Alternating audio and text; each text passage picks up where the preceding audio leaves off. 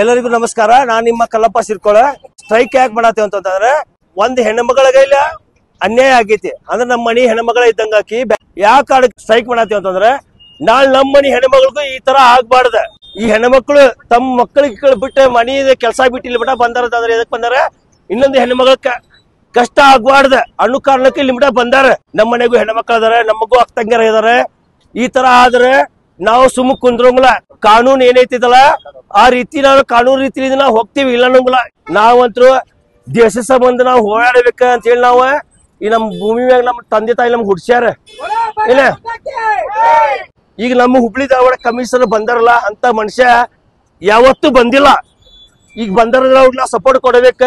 ಎಲ್ಲೆಲ್ಲ ಅನ್ಯಾಯ ಆಗೈತಿ ಫೋನ್ ಮಾಡಿ ಹೇಳ್ರಿ, ಅವ್ರಿಗೆ ಅನ್ಯಾಯ ಆಗೈತಿ, ಹಿಂಗಾಗೈತಿ, ಹಿಂಗ ತಿನ್ನಾಕತ್ತಾರ, 4 ಜನಕ್ಕೆ ತೊಂದರೆ ಕೊಡಕತ್ತಾರ ಅಂತ ಹೇಳ್ರಿ.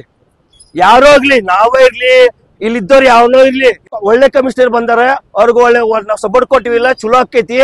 ಇಂಥವಂತರು ನಮ್ ಹುಬ್ಳಿ ಧಾರವಾಡ ಆಗುದ್ ಸುಳ್ಳು. ಈಗ ಏನ ಆಗ್ಯಾವ ಇನ್ಮ್ಯಾಗಿನ ಆಗುದ್ ಸುಳ್ಳು. ನನಗೆ ಎಲ್ಲಾರು ಸಪೋರ್ಟ್ ಕೊಟ್ಟೆ ಎಲ್ಲಾರು ಚಲೋ ಆಗ್ಲಿ ಅಂತ ಬಯಸಿದ್ರ ಚಲೋ ಆಕೈತಿ.